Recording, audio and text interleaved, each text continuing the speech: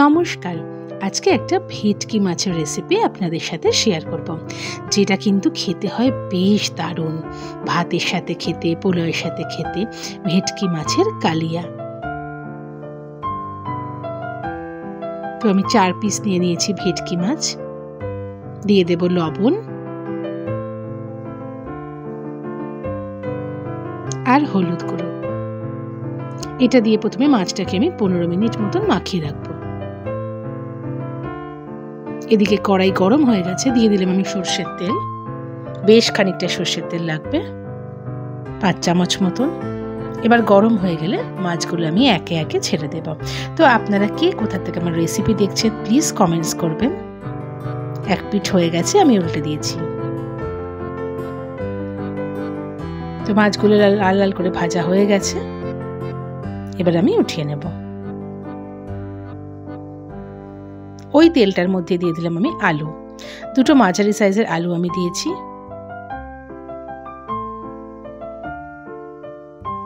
আলুর মধ্যে দিয়ে দেবো সামান্য একটু লবণ আর হলুদ, দিয়ে বেশ লাল লাল করে আলুটাকে ভেজে নেব। তাহলে বেশ খেতে ঝোলে টেস্ট লাগবে। তো আলুগুলো বেশ হয়ে গিয়েছে, আমি উঠিয়ে নিলাম। ওই তেলের মধ্যে দিয়ে দেব দারচিনি, ছোট এলাচ, শুকনো লঙ্কা আর একটু ছোট চামচের 1 চামচ গোটা জিরে। এবার ফোড়নটা একটু ভেজে নিলাম। দিয়ে দেব 2টো মাঝারি সাইজের পেঁয়াজ পাতলা পাতলা করে কেটে। দেব আদা বাটা আর রসুন বাটা। দিয়ে এটাও পেঁয়াজের সাথে ভালো করে মিশিয়ে নেব। দিয়ে বেশ ভাজা ভাজা মতন করে নেব।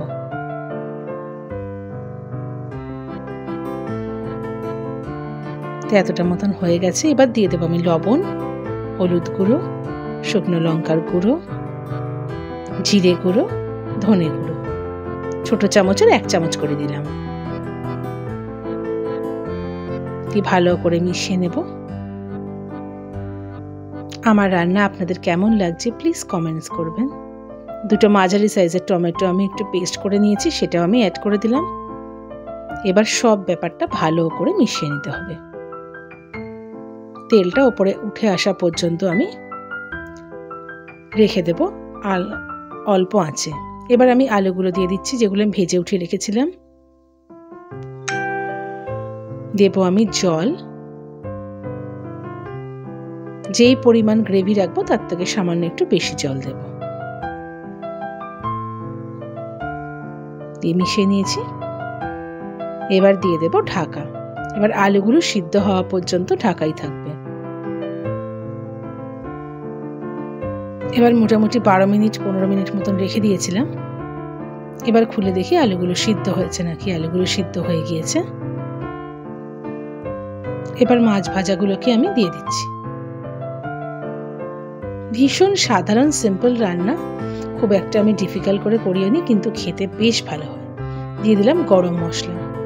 এটা বাড়িতেই বানানো, শুধু ছোট এলাচ আর দারচিনি গুঁড়ো দিয়ে ভালো করে একটু মিশিয়ে নিতে হবে। তো মাছের অন্য আরো কোনো রেসিপি দেখতে চাইলে আপনারা কিন্তু কমেন্টস করবেন। তো আমার মাছ রান্না হয়ে গেল, তৈরি হয়ে গেল ভেটকি মাছের কালিয়া। খুবই সাধারণভাবে বানালাম। তো আমার রান্না যদি ভালো লেগে থাকে প্লিজ লাইক, কমেন্ট, শেয়ার করে দেবেন। পেজটাকে ফলো করে দেবেন। আর যদি আপনারা ইউটিউব থেকে দেখেন সাবস্ক্রাইব করে দেবেন চ্যানেলটাকে। আরও বিভিন্ন রকম রেসিপির জন্য আমার ইউটিউব চ্যানেল এবং ফেসবুক পেজে প্লিজ নজর রাখুন।